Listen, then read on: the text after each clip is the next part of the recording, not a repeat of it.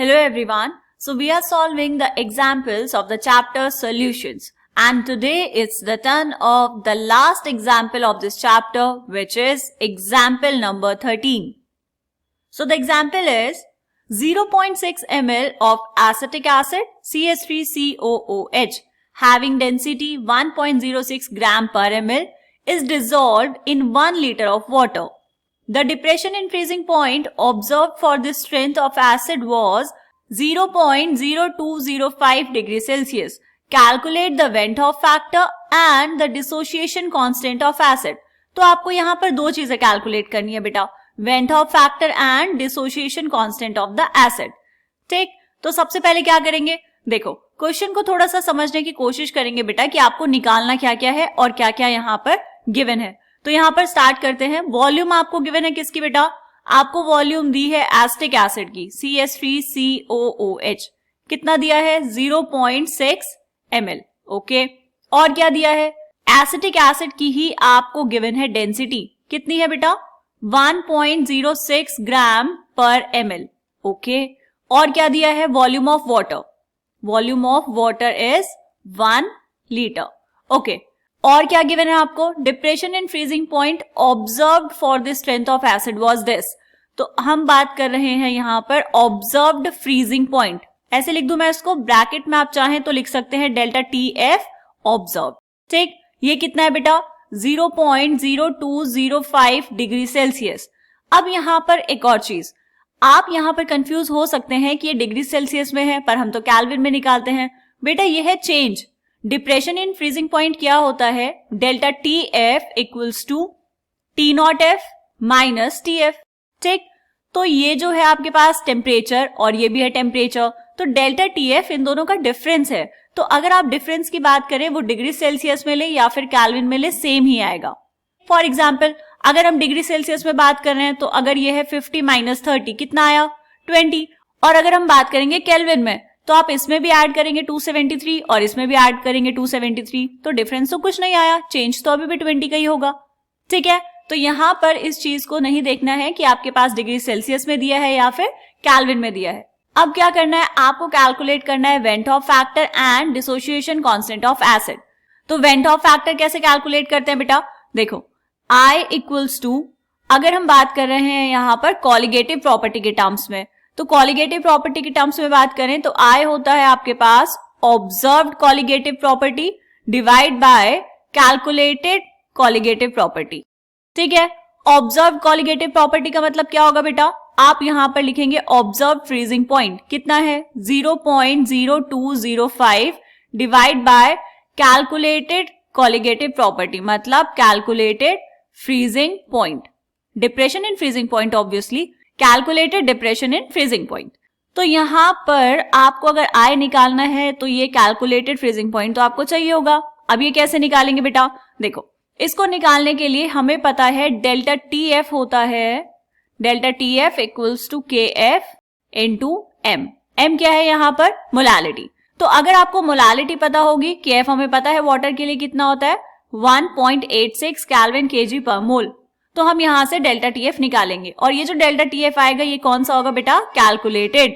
Molality का formula क्या होता है, मोलालिटी होता है आपके पास moles of solute divide by mass of solvent.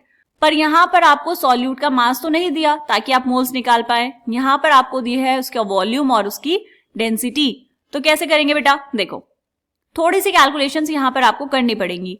Density होता है मास डिवाइड बाय वॉल्यूम, तो अगर आपको निकालना है मास, ये मास किसका है बेटा, यहीं पर कर लेंगे इसको, this is W2 weight of solvent W2. तो ये क्या हुआ W2 equals to density. Density कितनी है बेटा 1.06 इनटू वॉल्यूम, वॉल्यूम इज 0.6. इसको जब आप मल्टीप्लाई करेंगे तो ये कितना आएगा आपके पास, ये आ जाएगा बेटा 0.636. ठीक है, ये क्या आया मास ऑफ सॉल्यूट. अब क्या करते हैं, अब हम निकालते हैं number of moles of solute. तो मोल्स कैसे निकालेंगे, मोल्स किसके निकाल रहे हैं बेटा CH3COOH के, यही आपको चाहिए. तो इसके मोल्स होंगे गिवन मास 0.636 ग्राम्स, यहां पर भी लिखेंगे grams, divide by molar mass of solvent. CH3COH का मोलर मास कितना होगा बेटा, CH3COOH कितने कार्बन एटम्स है यहाँ पर 2, तो ये होगा 12 इंटू 2 प्लस हाइड्रोजन कितने हैं 4 प्लस ऑक्सीजन कितने बेटा 2, तो ये हो जाएगा 16 इंटू 2। तो ये कैलकुलेट करेंगे तो ये आ जाएगा 60 ग्राम्स पर मोल। तो 0.636 ग्राम्स डिवाइड बाय 60 ग्राम पर मोल, तो ये कितना आएगा बेटा 0.0106 मोल्स। ठीक, क्या निकाला आपने ये, this is number of moles of CH3COOH। अब क्या करना है बेटा, आपको कैलकुलेट करनी है मोलालिटी। देखो मोलालिटी का फॉर्मूला क्या होता है, molality equals two moles of solute 0.0106 divide by mass of solvent. लेकिन आपको यहां पर दिया है वॉल्यूम ऑफ वाटर, मतलब volume of solvent which is 1 litre. यहां से कैसे करेंगे बेटा, देखो वाटर की जो डेंसिटी होती है वो कितनी होती है 1 ग्राम पर ml, मतलब 1 ml में 1 ग्राम प्रेजेंट है। तो 1000 ml में कितना होगा बेटा, 1000 ml में आपके पास होगा 1000 ग्राम ऑफ वाटर।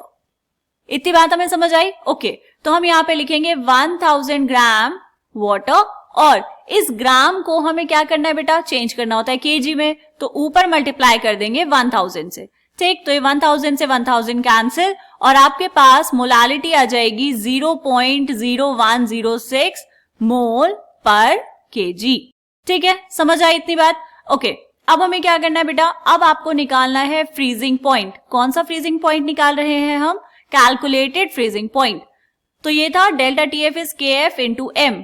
तो यहाँ पे क्या करेंगे बेटा, वैल्यूज पुट करेंगे। तो यहाँ पर वैल्यूज पुट करने की जगह मैं यहाँ पर डायरेक्ट फॉर्मूले में पुट कर दूं, I equals to 0.0205 divide by calculated freezing point मतलब KF की वैल्यू होती है वाटर के लिए 1.86 इनटू मोलालिटी इज 0.0106। मल्टीप्लाई करेंगे इसको, 0.0205 डिवाइड बाय 1.86 इंटू 0.0106, ये आएगा बेटा 0.0197। तो आपके पास I की वैल्यू आ गई 1.041। तो क्वेश्चन का एक पार्ट तो हमने यहाँ पर सॉल्व कर दिया। ठीक है, वेंट ऑफ फैक्टर कितना है बेटा 1.041।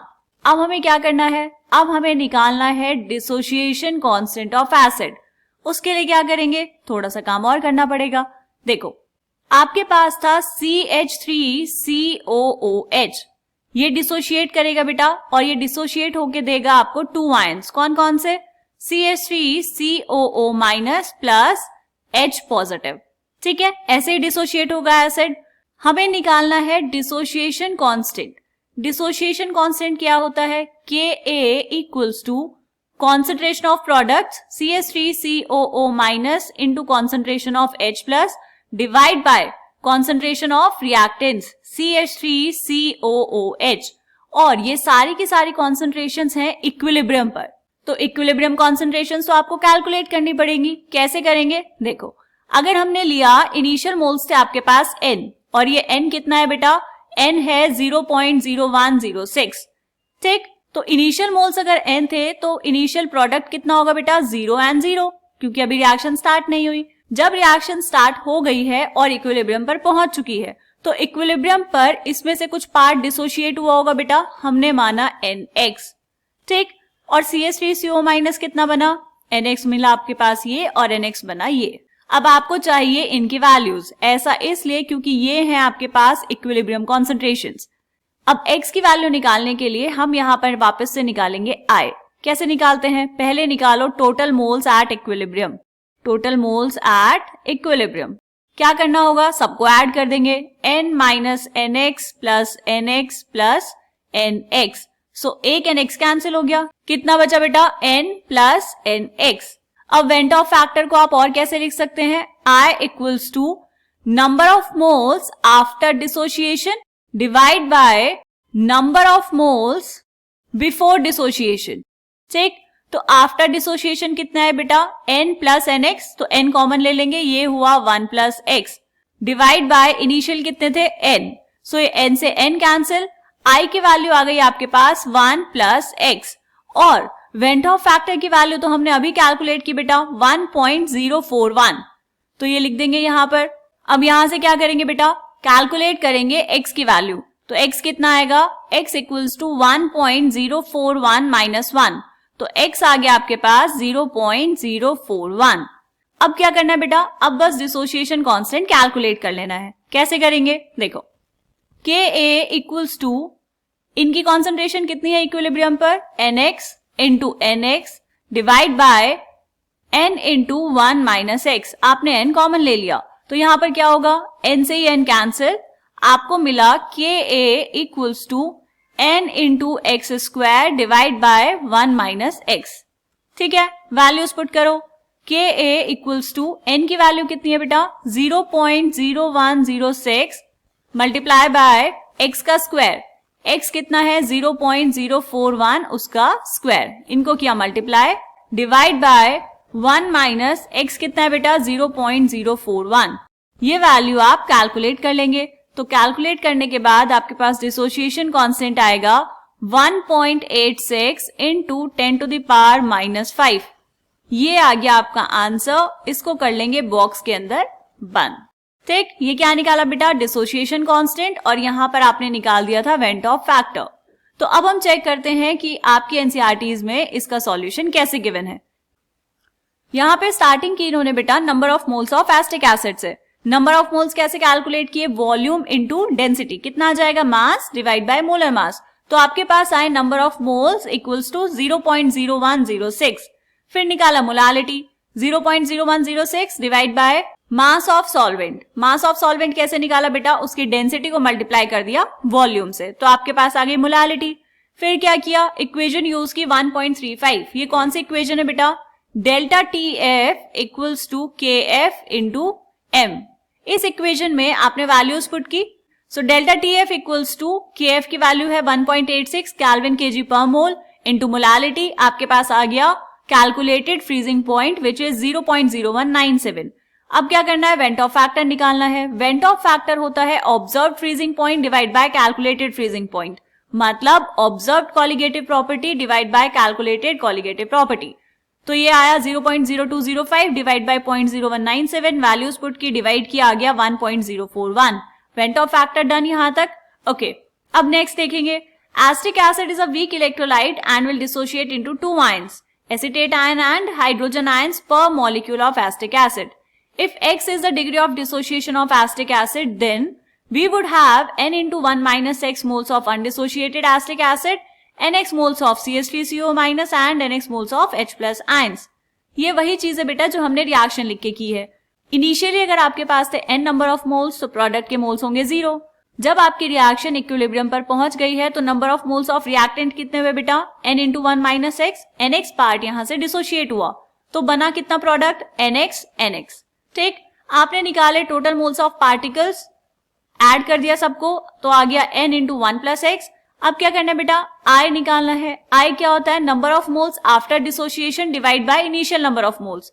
सो यहां से आपके पास I की वैल्यू आ जाएगी 1 प्लस एक्स के इक्वल, और वेंट ऑफ फैक्टर अभी हमने निकाला 1.041 तो इसको इक्वेट कर दिया। अब यहां से आपके पास degree of dissociation of acetic acid कितना आया, x, मतलब x की वैल्यू आई 1.041 माइनस 1 इक्वल्स टू 0.041। अब क्या किया, देखो लास्ट स्टेप देखेंगे बेटा। ये आपने लिखा dissociation constant, concentration of product divide by concentration of reactant. यहां पर क्या किया है, सारी वैल्यूज आपने पुट कर दी और आंसर आ गया। मैंने यहां पर क्या किया, NX वैल्यूज लिखी सारी और उसके बाद कैंसिल आउट करके एक ही जगह वैल्यूज पुट की। यहां पे एनसीईआरटी में क्या किया है, आपने n इंटू 1 माइनस एक्स की वैल्यू अलग निकाली है, NX की वैल्यूज अलग निकाली है और फिर उनको पुट किया है। तो आप जैसे मर्जी वैसे कर सकते हैं, कोई प्रॉब्लम नहीं है, आंसर सेम आएगा।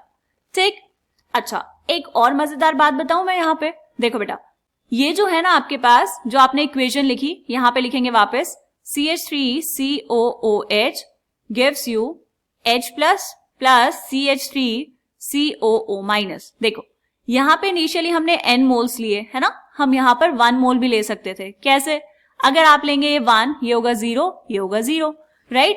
Let's say x part dissociate हुआ तो ये हुआ 1 माइनस एक्स, ये x और ये x। ठीक, फिर टोटल मोल्स ऑफ पार्टिकल्स कैसे निकालेंगे, सबको ऐड करो, 1 minus x plus x plus x, x x cancel, कितना बचा आपके पास 1 प्लस एक्स। ठीक, अब क्या करना है, I की वैल्यू निकालनी है ना। I कितना आएगा बेटा, number of moles after dissociation divide bye before dissociation, कितना आया 1 प्लस एक्स के इक्वल, और ये कितना था 1.041। तो यहाँ पे ये जो इतना पार्ट किया है n वैल्यूज लेके, वो हम 1 लेकर भी कर सकते थे। तो आप दोनों में से जैसे चाहें वैसे कर सकते हैं। एनसीईआरटीज में ऐसे गिवन था तो इसीलिए हमने यहाँ पर भी वैसे ही सॉल्व किया है।